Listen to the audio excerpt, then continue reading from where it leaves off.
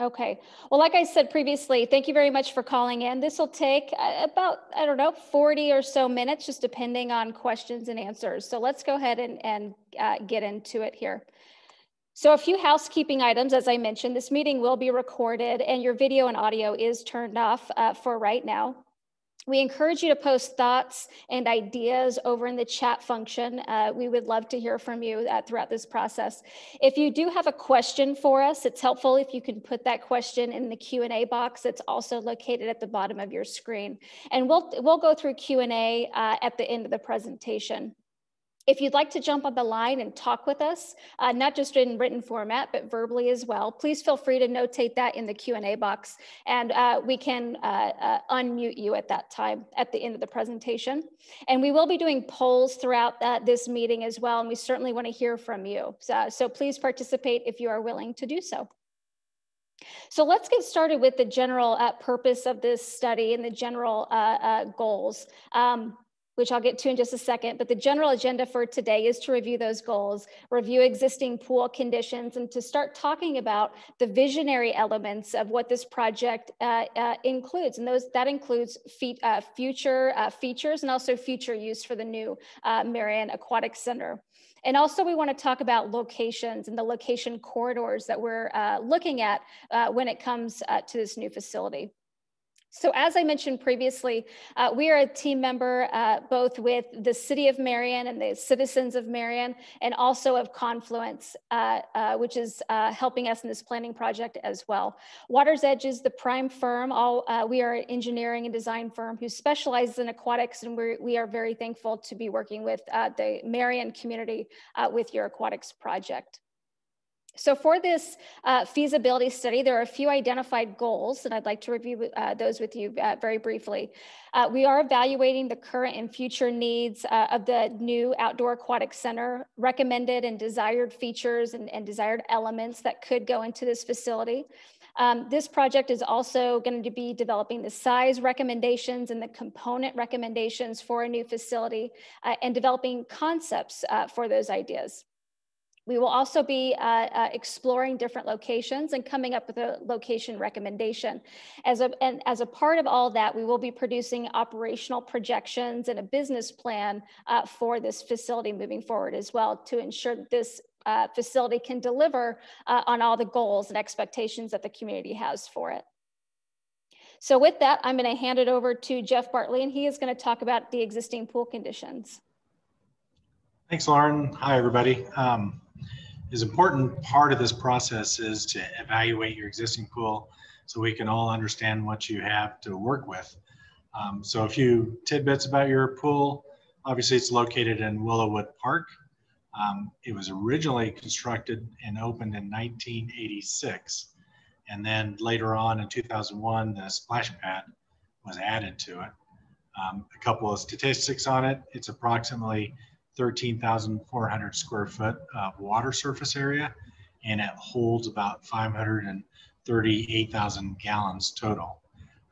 With it being built in 1986, it has a very traditional pool character, which means it has lots of open water, big tank that just has open water with not a lot of features or amenities to it. So it lacks a lot of the things that say modern aquatic centers have. In the bathhouse itself, the structure of it is in fair condition, although it's older and it looks dated. Some things that are most interest to us is the fact that it still has the gender split entry, meaning that if you show up as a family, typically you would have to split your family up by gender to enter the facility through the locker rooms rather than walk all the way through on deck together. It has some things that need attention to it. It has outdated finishes and needs update in the lighting. And then the focus on the main pool. The main pool, the depth of that pool ranges from 4 feet deep to about 12 foot in the deep end. You do have two lap lane areas. One is the full length of it is a 50-meter length with 8 lanes, and then you have the cross lanes that are 6 lanes by 25 meters. And you do have 2 diving boards on the facility. The structure itself is in fair condition, but it does have issues here and there on the structure where concrete's failing and cracks are occurring, which would need to be corrected. And then in addition to the main pool, you have the two smaller pools, the wading pool and the training pool, with a wading pool about 1 foot deep water. Training pool is a little deeper, 2 to 3 foot deep. And again, it's just an open body of water with minimal features to it.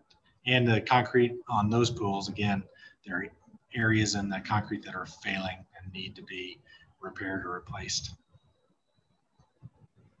Moving on into the filter area, what you're looking at right now are pictures of inside the filter room, which shows the equipment that's used to treat the water, keep it clean and safe for your swimmers.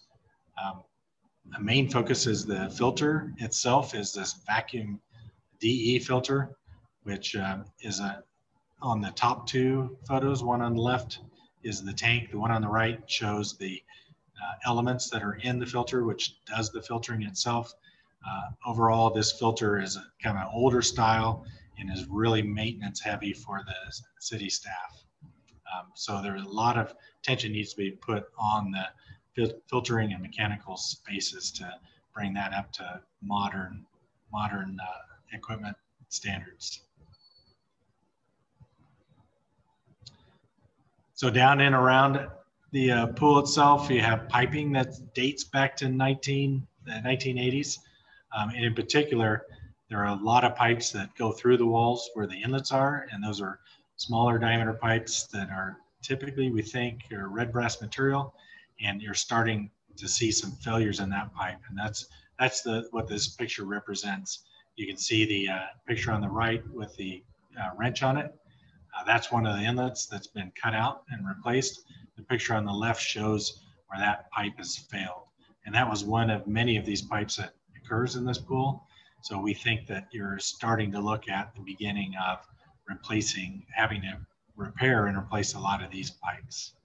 Additional to that, the gutter style itself that surrounds the perimeter of the pool is getting dated and starting to be worn as well.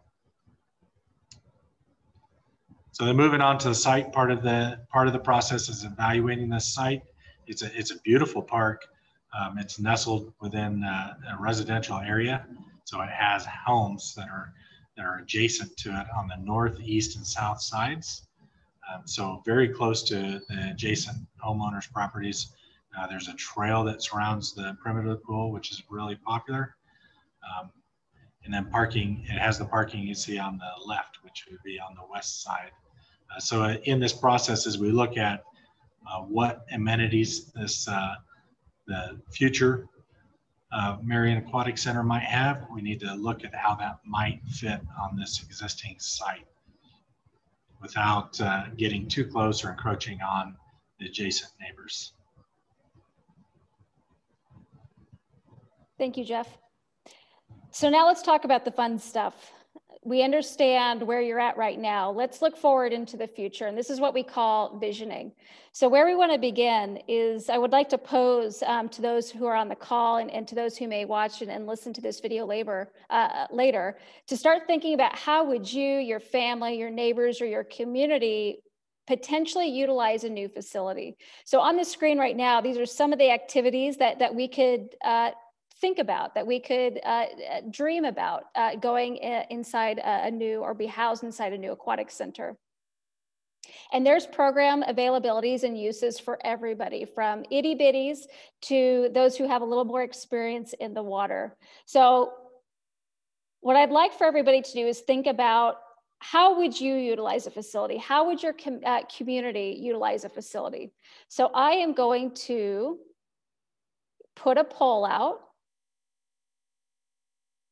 And I'm interested to know your feedback on this. And you can select any of the programs that you feel like you would participate in. We'll give about 10 to 12 seconds or so for you to complete this survey. We really like to see your feedback. And this is one way we can start to get excited about and start to think about how people in your community will utilize this thing.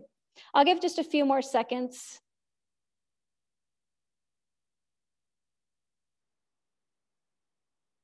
Okay, see a few of you doing the survey. Thank you. They're still coming in a little bit. Okay. Great. I'm going to go ahead and end the poll, and I'll share it so you can see. So you can see quite a few of you are interested in birthday parties, swim lessons, aqua fitness, and other. If you marked other, if you could notate in the chat, that would be great, some of the other ideas that you may have. That's great. Thank you for participating in that. And we have a few others. So that's the first one. But that's a great way to start to think about what is exciting to you and exciting to your community.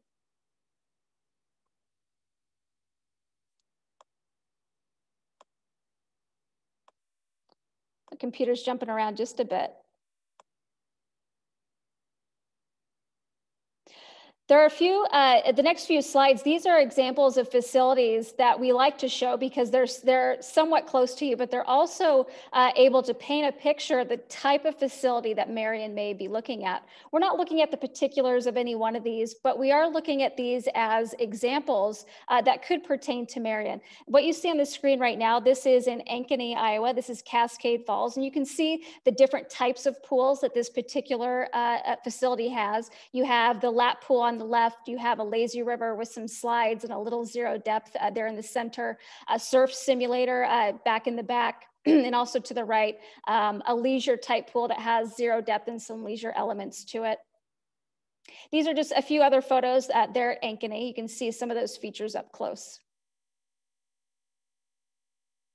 In Cedar Falls, Iowa, similar type of comments here. We have 3 distinct areas. We have the lap pool to the left with some leisure water that is attached to that.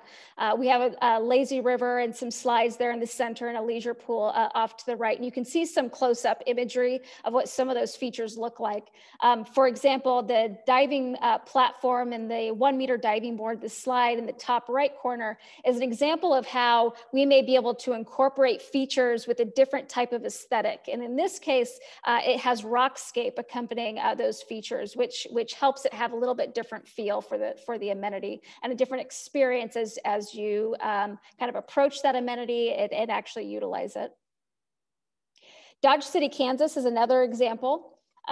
Different types of features here, but again, we have the larger lazy river and a variety of play features throughout, including the Boomerango, which is a particular slide you can see in the top left corner there. And it's a tube slide that the tube actually kind of catapults up that ramp and back down. A little bit different of a feature and different presentation of a slide. Wentzville, Missouri. This is an example of a play structure that is on a wet deck. So this play structure does not sit in standing water. It sits on a dry deck, which is interesting, and also is a consideration as we talk about staffing and operational logistics behind a particular feature or amenity. In Shawnee, Oklahoma, this one is interesting because it actually has an attached spray ground, similar to what you have at Willowwood right now, where you have the pool attached to a spray ground. And in this case, at Shawnee Splash, they wanted that spray ground to be attached to a nearby park, and they wanted the splash pad to be able to service the park when the pool was not in operation. So that's a little bit different of a feature, and it's interesting when we think about flexibility and how spaces are used and how variable those spaces are as far as when and how they can operate. That is something that we'll be looking at for the Marion Aquatic Center. We're looking for that flexibility in use. So let's talk about a few of the features that we may be looking at. And we categorize features in 3 different ways. We have small, medium, and large. And we do that because how and who utilizes particular features, it does matter. And we want to pay attention to that. We are focusing on offering features that will service, again, the generations. And we want to be able to transition users from smaller features to more advanced features as they develop in their skill and in their confidence in the water. So let's begin with shallow water features. When we think about shallow water, we're thinking about typically little ones, and we're talking about those who are being introduced to the water for the first time. And so in shallow water, we're looking at features such as sprays or toddler types of slides where those smaller kids can go down. We're also looking at shade and maybe in water seating for parents and those who are watching those younger swimmers. They can participate in the activity as well and be comfortable. There's active type features that are also have their place in an aquatic center. And these are types of features that our preteens, our teenagers tend to be drawn towards and have an interest in. And so what you see on the screen here on the far left is a log roll. And this is very similar to what you would see maybe on TV if you watch the log rolling championships, where two people climb on the log roll and they spit it. And it's a competition between the two participants. In the center is an example of an obstacle course. And again, this is an example where there's a level of competition involved in it and a level of having a different experience each time that participant utilizes the feature. The climbing wall on the far right, this is another adventure-seeking feature here. We do see, I would say, ages 7 to 8 or so, all the way up through adults utilize a feature like this. And so in this particular case, this climbing wall, it's relatively tall, and it actually angles up and over the water, and the participant will drop down into the water once they're done ascending the rock wall. And there's other features out there, the in-water bench there on the far left. This is a good type of amenity or feature for anybody. You'll get groups of friends who want to go chat there. You'll get adults who sit on a feature like that and just watch their kids or spectate what's going on around them. And then of course, volleyball and basketball. Those are water-related sports that tend to be common and popular. And it's another way for users to engage in the facility. So these are the different types of small amenities. I am going to release another poll here. And of these small amenities, we're interested to know, what do you feel is important to the community? So toddler features, that climbing wall, log roll, obstacle course, volleyball, basketball. If you could vote, which small amenity do you feel is most important for Marion? We would love to hear that feedback. I'm seeing those votes come in. Thank you. We'll give just a few more seconds here. Okay, I'm going to go ahead and end it, and I'll share it for everybody so you can see it. So it looks like toddler features and that obstacle course, those are popular. And in reviewing your online survey, and we did have an in-person meeting earlier tonight, that is very consistent with what we are hearing from the Marion community. So for the attendees on this call, and again, for anybody who's going to listen later, we take this information and we start to develop what could become your new pool as we go into developing concepts. Moving forward, let's talk about a little bit larger of amenities. We consider this a second grouping here. So what you see on the screen, this is that wet deck play structure that I previously mentioned, and here's a few examples. And these types of structures, these are good for toddlers all the way up to young children. The different levels of sprays, the different levels of slides, and how the kids can engage with this feature is attractive to children. And adults also like it because it does keep kids entertained, but it also keeps them in and around that area. You can see in both of these examples here that there are also sprays that are coming from overhead, coming down onto the kids and participants below.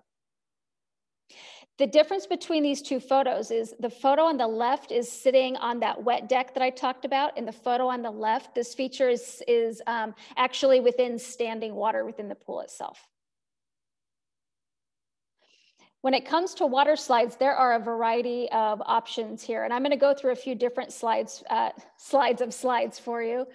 Here on this screen, what we're showing are open body slides and enclosed body slides. And what that means is if we look at the photo on the left of the two blue slides, the more lighter blue, it is open on the top, meaning the body is exposed to the elements. It's exposed to the environment around them. The enclosed body slide is just that. It's enclosed 360 degrees around the rider. So it's almost as if that body is going through a tube. These are other examples of slides. On the far left, this is an open body speed slide. So when you shoot out the top and come out the bottom, it's a fairly quick ride, i.e. speed slide. The Boomerango is in the center there, previously mentioned at Dodge City. So what you're looking at in this photo is the tube starts at the top where it kind of changes in color between a darker yellow and a lighter yellow. That tube starts at elevation and comes down that ramp and catapults back up the ramp where you see the tube right now. And this is a raft slide. A body will not go down this on its own. You would be riding a raft on this type of water slide. And the drop slide is on the far right. So instead of having that slide come out right at the water surface, it's actually elevated above the water surface. So when the rider shoots out, they're actually free falling in the air back down into the water. These are two additional slides that are meant for younger ones. So on the right, this is an example of a racer slide where several kids can go down at the same time. This slide can go into a little bit more shallow water. As can the slide on the right-hand side. This is the family slide where multiple users can go down, typically 2, sometimes 3 riders, depending on the application. But this type of slide can go into a water depth as shallow as 2 feet, which is really interesting because those larger slides typically are going to dump into a little bit deeper water, about 3.5 feet or so, which means the rider's height needs to be a little bit taller. We're interested in as I said previously, having features and amenities that can service a variety of users. So these types of slides here, it's a little bit bigger than a toddler slide, and we can lower the height requirement on slides like these. Moving on from that is something called the wet bubble. And I'd like to explain this one a little bit. So on the wet bubble here, this is kind of a combination between a climbing structure and a slide. And so what you're seeing here is a fully encased membrane that's filled with air. And the kids will actually climb the handles there. You can see them in both photos. So you can climb up. Water shoots onto the top of the wet bubble, which makes it wet. And so you can actually slide down that wet bubble. This is a fairly unique feature here. As you can see, it's very colorful and it's incredibly popular in the communities that have them on the wet bubble. We have been getting questions about the wet bubble. So if you do have any questions, feel free to ask that. Some other types of amenities that we're looking at include the water walk that is shown there on the left-hand side. On the water walk, users will walk across the lily pads while hanging onto the rope above them and traverse that course. In the center is a zip line. So what you're looking at is it's an elevated platform in which a zip line is attached, and the rider will come off of that platform, take the zip line down into the water and let go and fall into the water. On the far right, we show several examples of diving. And so in this particular case, what you're looking at is a 1-meter diving board that's on the left-hand side of that photo. And on the right-hand side of that photo is a 3-meter platform. So this is not a springboard, but it is at the 3-meter height, and any participant can jump off it, do whatever activity off of it that is desired. And it has a nice wide exit point there. And it's a safe feature when it comes to having that high level diving experience. So of these medium amenities, we have our youth play structure, our water walk, zip line, large slides, the wet bubble, diving. These are all examples of types of amenities. So just like the other questions, we're interested to know what of these amenities is most attractive to you.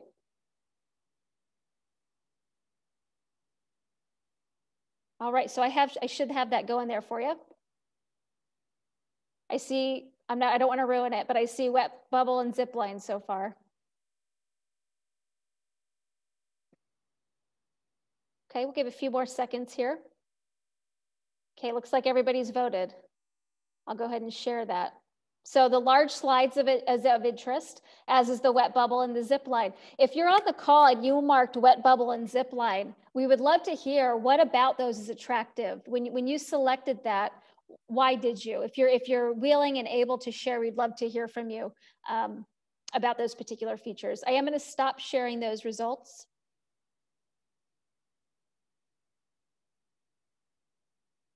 So let's move on to bigger spaces. So we've covered some of the features and amenities that may go in. Now I want to cover kind of larger spaces here. So we're going to begin with the zero depth.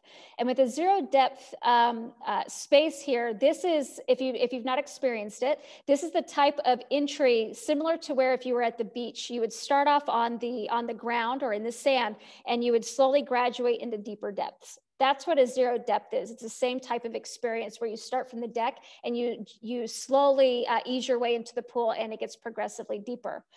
In these types of spaces, this is where we see a lot of the in-water seating, in-water shade. We will see a lot of our toddler features in this particular area. We will also see typically some ADA accessible routes of entry here as well, such as a ramp that has ADA accessibility. These types of spaces are often used for not just little ones, but you will see adults hang out in this area as well. The top center photo is a good example of how adults may utilize this space. And we also see programs occur out of this space, such as swimming lessons. Moving on, we have the lazy river. The lazy river is interesting because a variety of users can utilize this particular space, and quite a bit of programming can happen out of here as well. Sometimes people think that only kids utilize this feature, and that's not true. We see kids, but we also see adults, and we also see seniors who utilize a feature like this. We have seen aqua fitness classes occur in the lazy river. We have seen swimmers swim against the current during a particular time in the lazy river. We can see swimming lessons occur out of the lazy river, and maybe some special events as well. So again, there's quite a bit of programming opportunity above and beyond just general use that comes with the lazy river.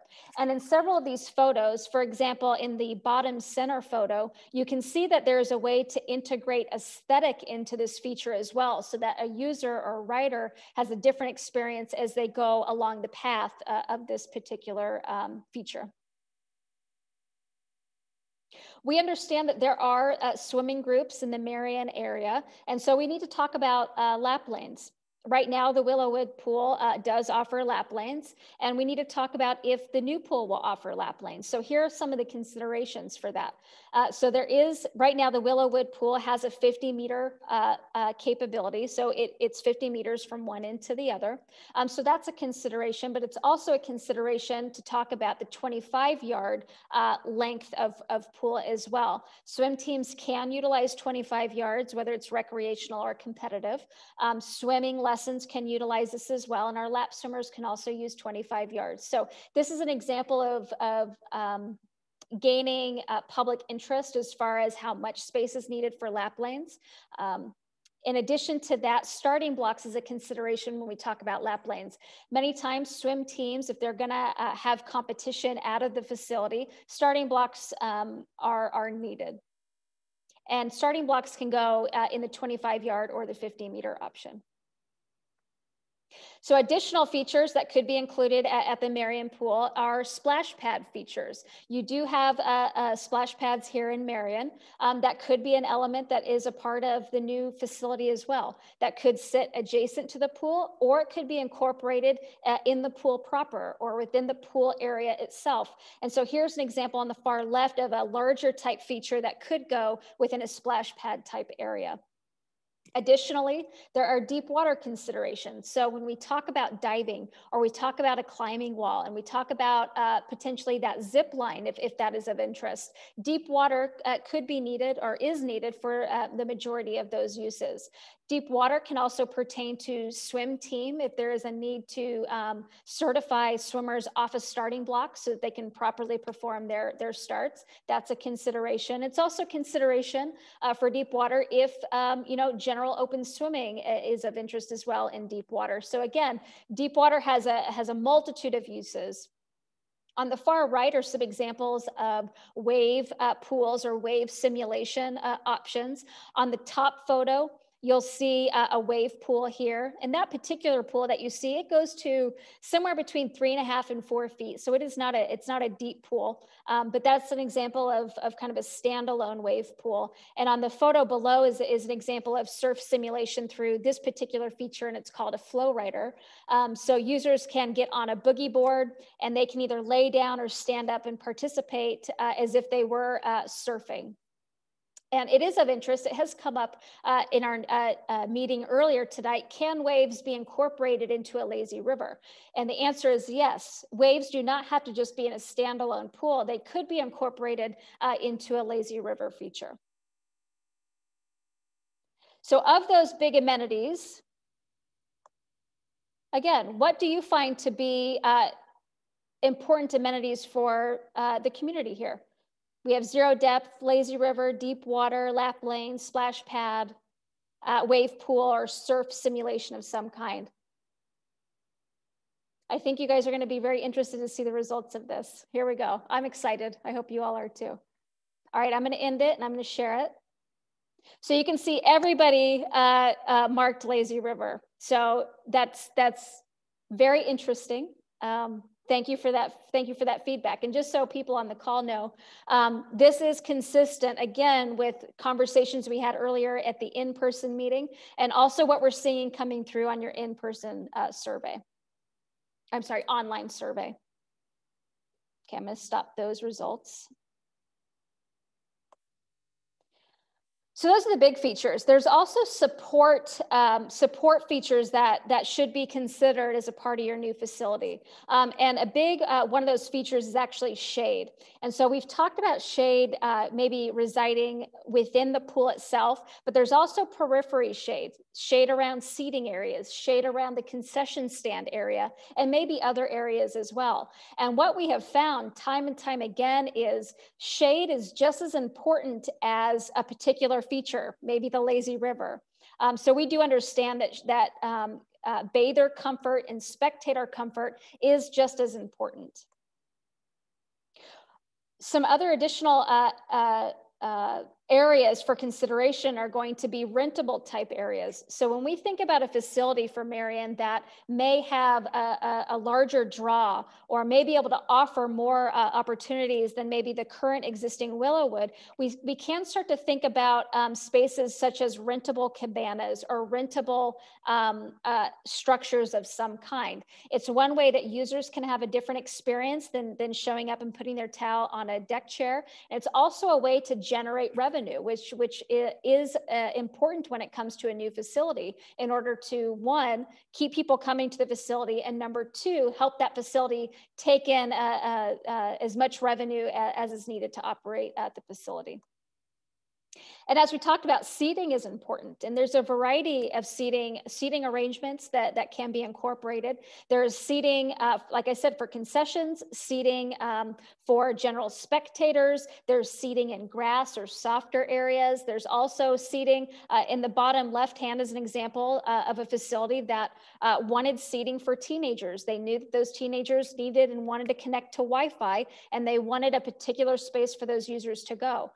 So when it comes to the new Marion Aquatic Center, having a variety of seating options will be important for all the users, because there will be users who don't want to swim and they are there to watch their family members and maybe just to get a tan. So there will be different considerations for seating as we move forward with your aquatic center.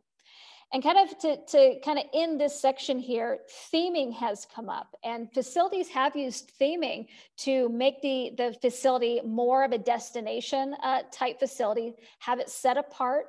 Some facilities can utilize theming to honor history. So you can see the example on the far right, it's a railroad sign. And the train theme was important to this community. The photo on the just to the left on the top of that train crossing, it's the lazy river. This is an example, same facility where they put train tracks in the bottom of their lazy river, again, to enhance the experience and to bring that theme together a little bit more. Some other themes that you're seeing here are tropical or Caribbean-like, and then the two top left, they had a Western theme, and that was important to their community to honor a Western theme of their community. So in your opinion, we talked about some of those features. If you wouldn't mind sharing in the chat, what should Marion have? You know, when you think about swimming in Marion, what does that look like? What does it feel like for you? You know, when you go to swim in a facility and you leave that facility and it makes you want to go back, or it gives you that sense of good feeling, and you know that you're creating memories there. We're interested to hear, you know, what comes to mind for you, and what would you like to see integrated into the new Marion Aquatic Center? And you can drop those in the chat at any time.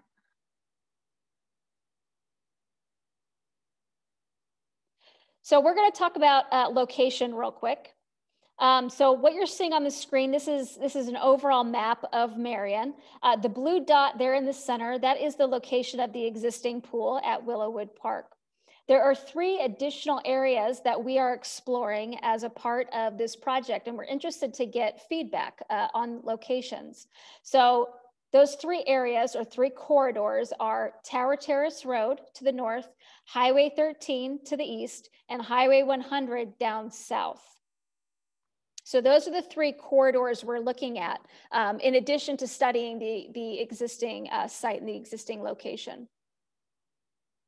So of those particular corridors, this is a high-level introduction to studying locations. So what we're interested to know is, of those corridors, is there a corridor that you feel would be a good location for this new aquatic center? I'm going to launch this poll. And we can talk more about location once we wrap up this section of the presentation. But if you could, if you're willing to tell us which corridor is of interest to you, we certainly would love to hear that. Location is important for any project, and it is just as important for your new aquatic center here. I'll give just a few more seconds here, and then I'll end this poll.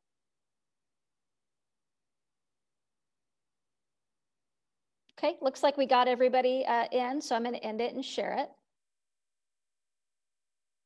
So you can see that feedback's a little bit split.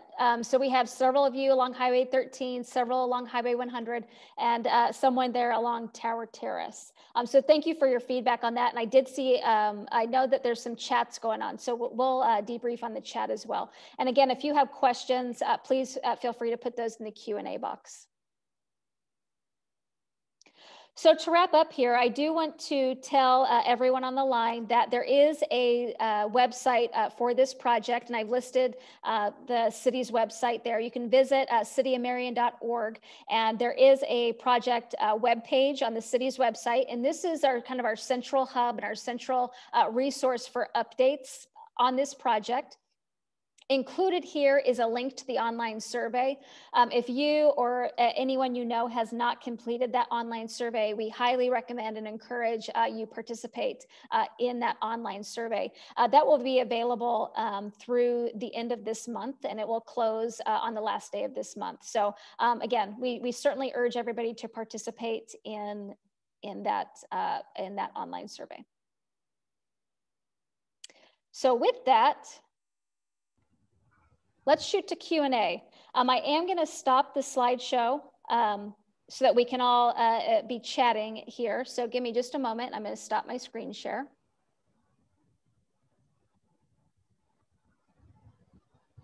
So let's open this up. Now is a great time for you to be asking questions, and we have open dialogue. Both Jeff and I are available here to answer questions, so let's get to it. I'm just now getting to the chat. So Lauren, there is one question I think that came up.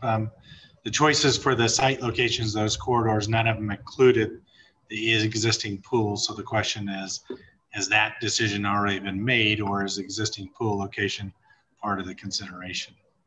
That's a great question. I'm not sure who asked that, but whoever asked that, thank you for asking. The existing pool location is being studied along with those other locations. So no decision has been made about anything so far. This is, and Seth, you feel free to jump in as well. This project is citizen driven and citizen led. So no, there has been no decision made. And that's why we have these types of meetings to talk about opinions and thoughts and collect feedback on all these different areas, including site. Seth, would you like to tack anything onto that? Yeah, I'd like to tack onto that. Really, I mean, we're keeping everything in mind. We're studying the existing site, but knowing what amenities we are looking at, there are some obviously restrictions at the current site where we need to look at possibility of different locations. If that was on the table, we would of course come to that neighborhood and talk about Willowwood Park as far as potential what could potentially happen to Willowwood as far as what should be the future for that park. But no decision has been made to move it. But if there was a decision, we would again come back to that neighborhood and discuss potential options for the park neighborhood and what the community would like to see with that space. And I would like to tack on, so for all these locations, as a part of this study, including feedback from both Jeff and I, there will be an analysis done on all the locations that are being explored. So those corridors, but absolutely the existing facility is going to be a part of that process. Mm-hmm. Are there any other questions out there from those who have called in? You can just put it in the chat if you like, or if you want to jump on the line and talk to us, please feel free to let us know and we can get that done as well.